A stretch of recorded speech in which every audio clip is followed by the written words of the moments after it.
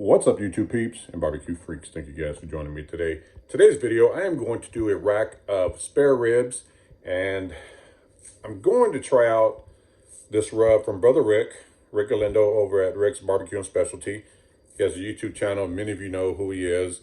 For those of you who don't know, I will leave a link below to his channel. Go check him out. So Rick was here in Texas, I think in the San Antonio area, moved down to Mexico and opened up a food truck and came up with a rub that he uses at his food truck. The last time I saw Rick, he hooked me up with a bottle of his rub. I'm going to try this out on that rack of spare ribs. This just looks like a really good Texas rub, you know, salt, pepper, garlic, onion powder, turbinado sugar.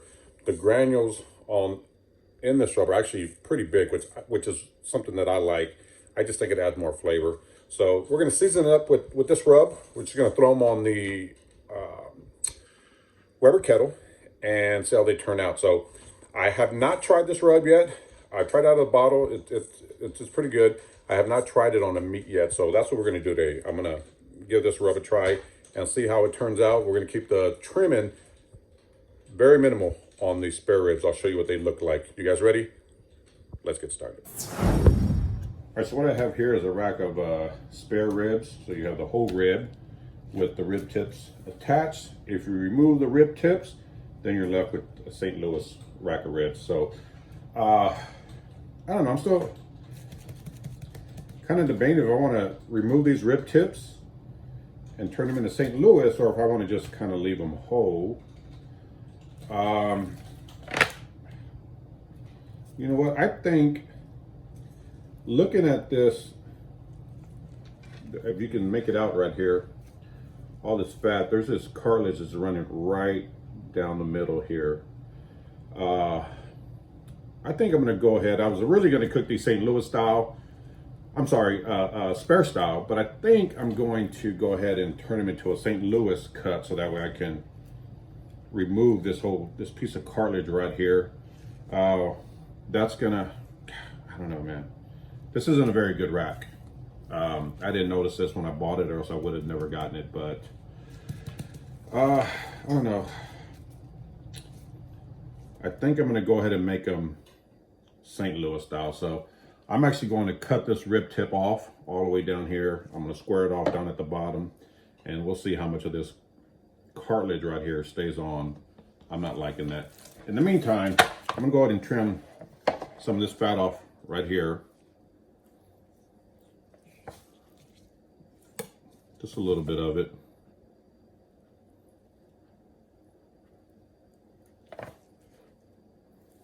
Gonna get that off.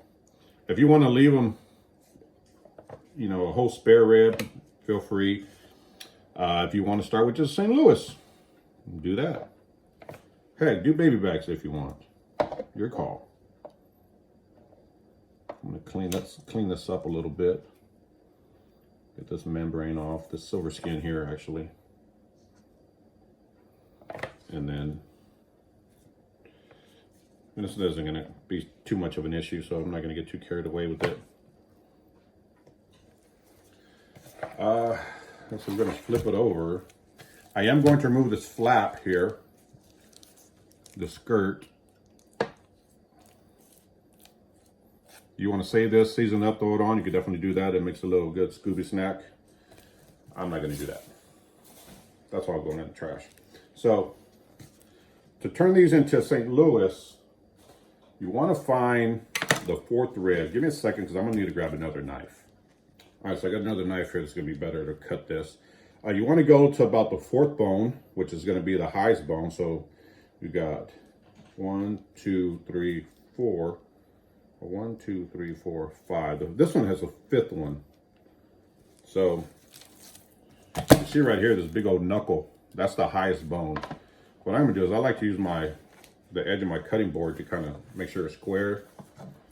I'll come through, just make a small little line or a light line. Make sure it's to my liking and straight enough, which I think it is. And I'm just gonna go ahead and start cutting this right above that knuckle.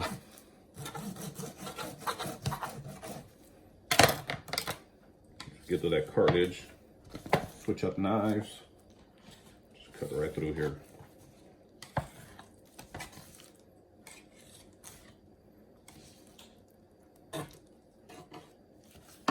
There's a cartilage right there.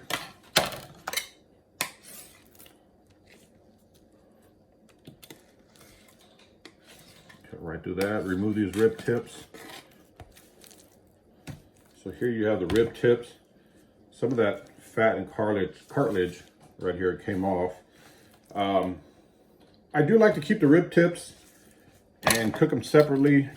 But I'm gonna do this right here because that cartilage and all that fat and everything like that, it's just so thin, almost like fajita meat, that it would burn. So I'm just gonna get rid of that. I'm gonna square it off up here. Oh, you know what? This is where that brisket bone is. So you have this brisket bone.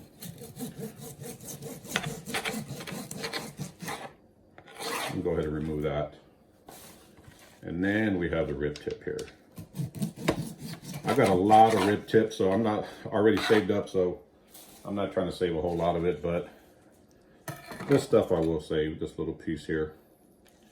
It'll make some good eating. I'll clean it up a little bit. Trash. So here you got a rib tip, a little small rib tip. This will be some good eating. So we're going to put that aside. So now we have a rack of spare rib, St. Louis cut ribs. Let's see, I am going to take my knife, just kind of square this up a little bit more down at the bottom.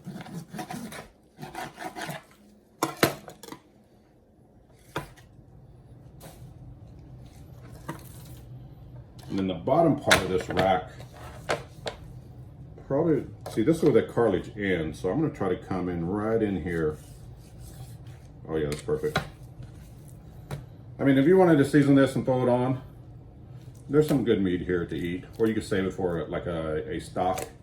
I just have so much of this right now that I'm not going to keep, but you could definitely save it and use it. At this point, I'm just going to kind of square these ribs up.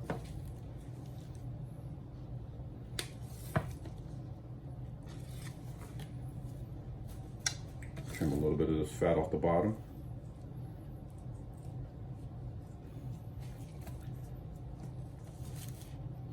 Now, my original plan was to cook these as a whole spare.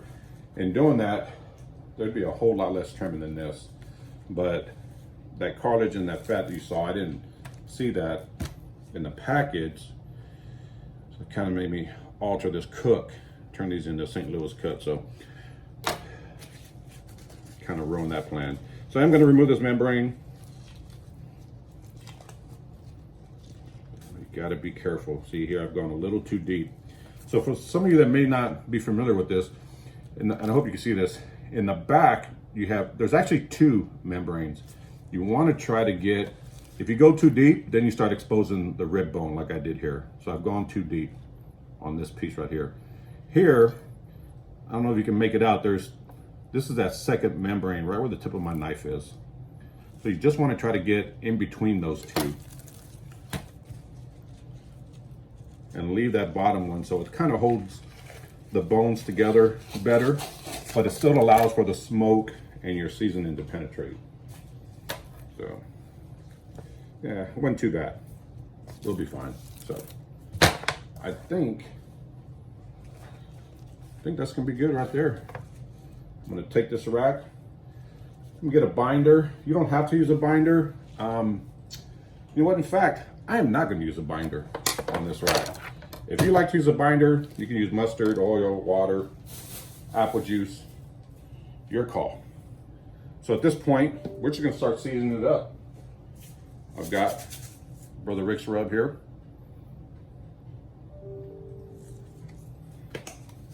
Just gonna start coating this rack of ribs, and these granules are really big. That tells me that I'm really gonna be able to pick up that flavor because they're so big. Just pat it down. It smells really good. Get this out of the way.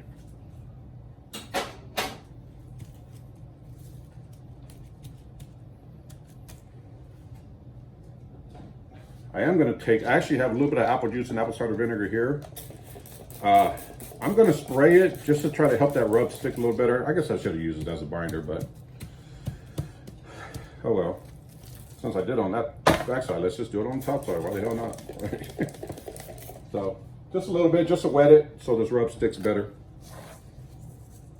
Wasn't planning on doing that, but it is what it is. Just gonna give it a really nice coating, and then I'm gonna let it sit here and go fire up the Weber. So that's it. You know what? Let's get these rib tips seasoned up as well.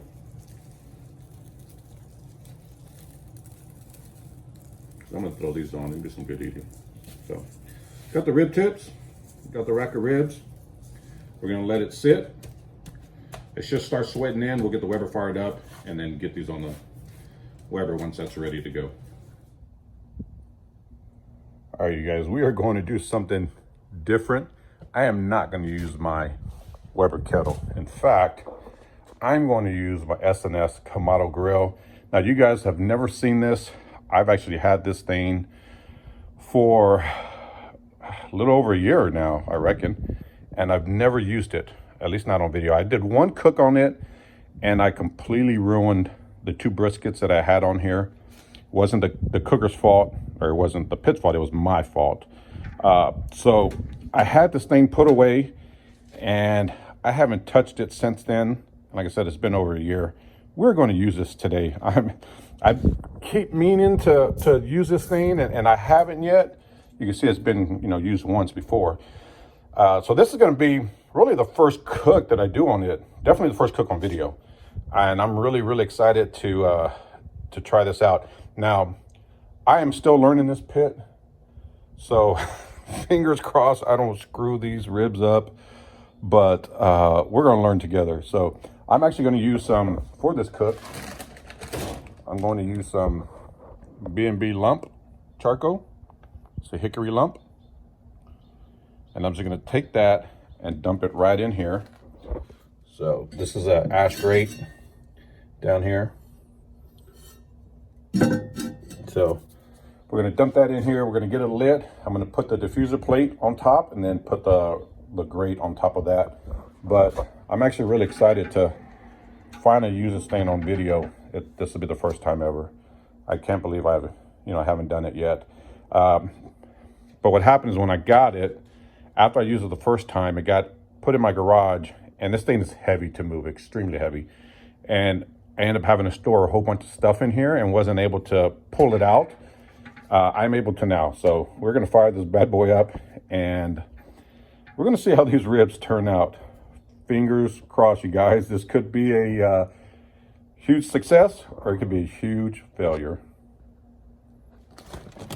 Let's take this charcoal. Put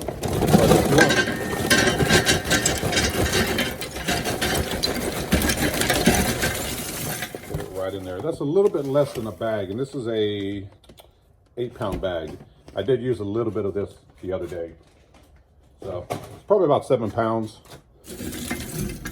I think I'm gonna go ahead and add a little more. Before adding the rest of that charcoal, I am gonna take some pecan wood. I wanna make sure I bury this wood underneath the lump. So that should be enough. So we got that. Take some more lump charcoal. Put that on top.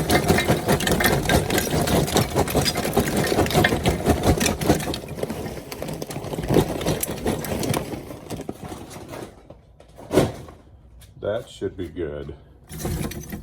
Spread it out, and we'll get this lit. Take this here. Ooh, hot, hot, hot. Dump it right in the middle, and just let it burn. Let's get this wood back just a little bit.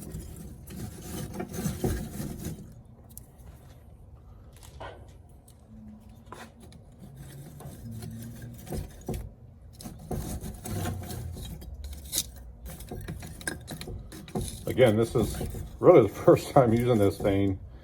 Like I said, I tried it one time and it was a huge fail. I didn't even know how to light it.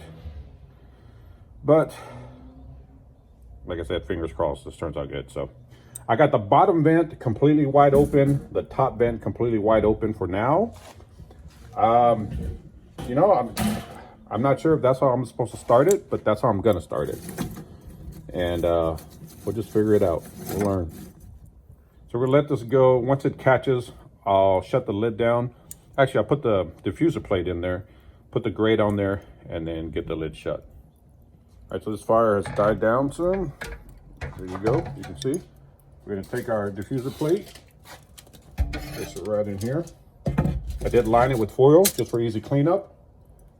Take our grate right on top and then shut it back down. I'll show you how I have the vents set up. I'm still learning the vents, okay? So my goal is try to keep this thing at 250 to 275.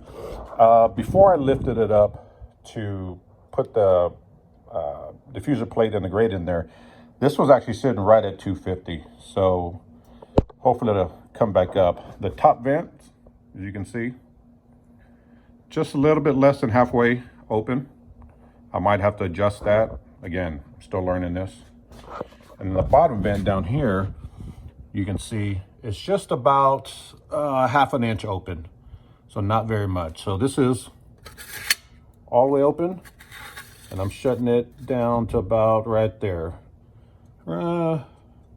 Just a little bit under an inch, about 3/4 of an inch. So that's how I'm gonna have that set up. Again, we're gonna leave this. I'm gonna open it just a tad. So we're at about halfway open. And hopefully this temperature will start coming back up. Putting that diffuser plate in there is gonna kind of block that heat. So I may have to adjust these, open them up more to get this temp up. I don't know, we'll see. So I'll play around with it before I put the ribs on. And you know, if I change anything, I'll let you know. 275, 280. And what I had to do is, it took about 15 minutes to get up here to this temp. The bottom vent, I opened it all the way open, and the top vent I had all the way open. And once it got to about 250, then I shut the bottom vent halfway down and the top vent halfway down. And so as you can see, we're sitting right at 275, 280, which is actually where I want to cook at. So that's perfect. So I'm gonna get these ribs on. I'm gonna watch this temp. I may have to adjust the vents. We'll see. I'm gonna get these ribs on, and you know, let's hope that this temp runs consistently. All right, let's get these ribs on. Right in the middle. Put the rib tips off to the side.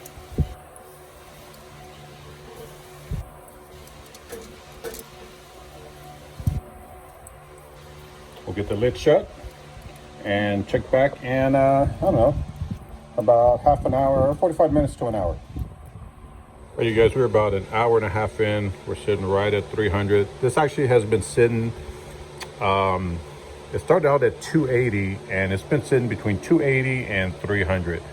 You can see it where I have the vents here. And the bottom vent, I did shut down a little bit less than halfway. So let's take a look at these ribs. So one thing you always want to do before you just open it right up is you want to burp it. By burping it, I mean open it up a little bit, let a little bit of air get in, and then open it. Sometimes with these Kamados, like the big green egg, stuff like that, if you just open it right up, you get an influx of air and get a flare up. So you want to make sure that doesn't happen. So this is what they look like so far. An hour and a half in. It's got some apple juice and apple cider vinegar here. You can spray with whatever. Normally I would use like spray butter. I don't have any of that today, so it's gonna do this. I mean, they look like they're coming along nicely.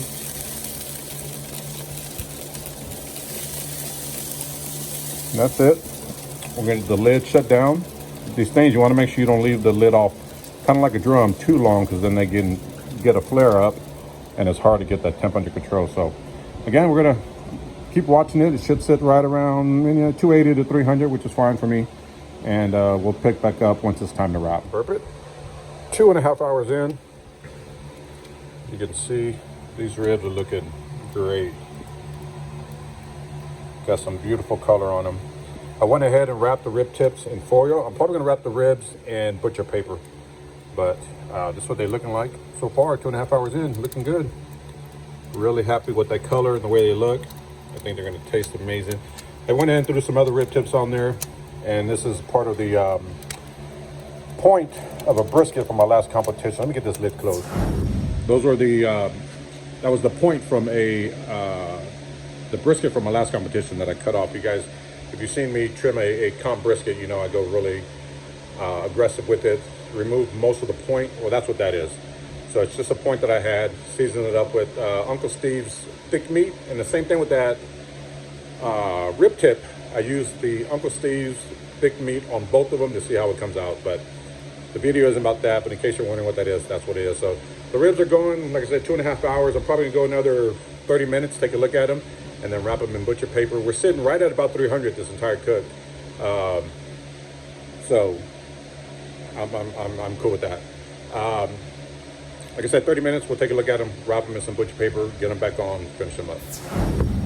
All right, you guys, we are right at 3 hours. Look at these ribs. Look how beautiful they look. Man, they look nice. That brisket point's coming along. Those rib tips are coming along. I'm gonna wrap these now. They're ready to go. We're getting a little pullback. So I'm gonna wrap them. I don't wanna mess up the bark. So I'm gonna wrap them in butcher paper and then get them back on.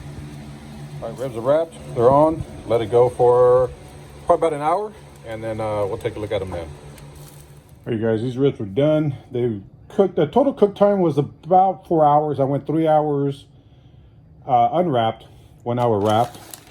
Then I've been letting them. They've been resting for a good 30, 40 minutes. So we're gonna open this up, see what they look like. The pit temp toward the end did kind of go up, so let's hope they look all right. Well, not bad. Right there, look at that. I did not sauce them, however, I think, yeah, those are done. They're about to tear apart. I think I'm gonna sauce half of them. I'm gonna cut it in half. I'm gonna sauce half, and I'm probably just gonna use the Head Country apple habanero. You guys know I like that sauce. So, but I really want to taste the rub just on the rib itself. So I'm gonna pull them out, cut in half, sauce half, cut the other ones up, and we'll give them a taste. All right, so here are the ribs. You can tell these have been sauced. These haven't. Both of them look great. So I think I'm gonna taste these first and then give these a taste. But look at that. The color is beautiful. Got a nice bark. Can't wait to give it a try. All right, so here's the rib without the sauce. Man, I think this looks beautiful. Got a nice smoke ring on there. They look good. Let's give it a bite. Right out the bone. Cooked perfect. To me, that rib right there, that's what I would call a Texas rib. That thing is, I mean, the flavor, salt and pepper, but it's not just salt and pepper. There's some salt, pepper, garlic powder, onion powder, some other ingredients in there. But man, look, that rib was cooked perfectly. Nice bite. The whole thing didn't come off the bone. These are the type of ribs that I can eat all day long. You know, they aren't over sweet. They aren't, you know, covered with sauce or anything like that. There's just they are just a good freaking rib. That's a good Texas rib. Brother Rick, that rub, it really, really is good. I'm gonna try one of these with some of the sauce on it. But that, listen, I would probably, no, I haven't, look how beautiful this looks. Damn, that looks beautiful. Without taking a bite of this one yet, those are the ones without the sauce, that's all day. I eat that all day. Let's give these a shot. Look at that. Look how beautiful that is. Let's give it a shot. Right out the bone.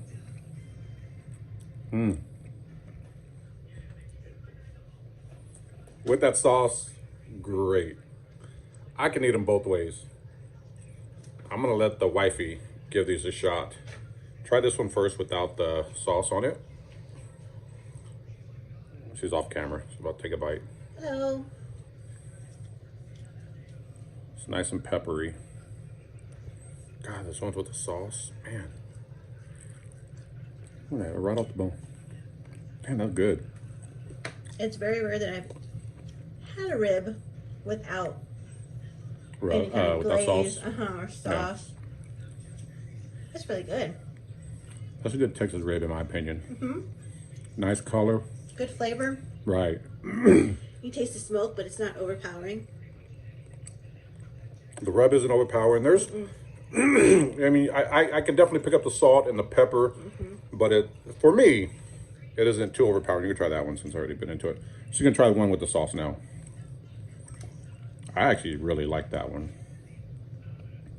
I think that sauce goes great. Yeah, right? It goes great with that rub. This is really good. Yeah, it's good. I can eat both of them. The sauce and the rub, they complement each other. Yeah, because that rub is, I don't want to say spicy, but No, it's not. It's peppery. So you get, you know, that peppery flavor with the sweetness from the sauce. It goes, that combination is good. But you know how sometimes the pepper picas, it doesn't pica. No. It's really good. This rub combination with that sauce, I think is excellent. Yeah. It's really good. Cool. Brother Rick, listen, if I'm cooking ribs, if I had a food truck or trailer, anything like that here in, I'm gonna be honest, that's the kind of rib I want to cook. Good. Yeah, it's just, man, I mean, it's just, you know, just a nice bark, you know, on this rib. It's probably not picking up too well, but just a really nice salt, peppery bark, but you still get that, the other ingredients in there, you know, the onion powder, the garlic powder. It's good. It's good. The pork. Yeah, it definitely complements the pork. Brother Rick, damn good rub. You guys, I will leave a link below to his, I think you can order it off of his Facebook page. I will leave a link there, and he can direct you to wherever you can get it if you wanted to. I truly am digging. I've been wanting to try this rub for a while, and man, I'm so glad I finally got around to doing it. I think that S&S Kamado smoker also, first time using it, really. I think it cooked great. The temperature pretty much held within like a 20-degree radius, anywhere from 280 to 300, which was fine. I thought it cooked great. I thought the cook was gonna actually take a little longer because early on in the cook, it kind of looked like the meat wasn't coming along. It wasn't drying up, if you will. The bark wasn't really setting, but man, it like really kicked in, and I thought it worked great. I can't wait to do more cooks on that S&S Kamado smoker. It's excellent. So anyway, I hope you guys enjoyed this video. Again, go check out Brother Rick's. I will leave a link to his YouTube channel and a link to his Facebook page if you're wanting to try this rub. Listen, it's good. It truly is good. I'm really digging it. So I'm glad I got a chance to try it out. So anyway, make sure you go and subscribe to his channel. Again, order some rub if you want. It's good. I think if you're looking for a Texas rub, that's good. Anywho, thank you guys for watching. I will see you guys next time. Take care.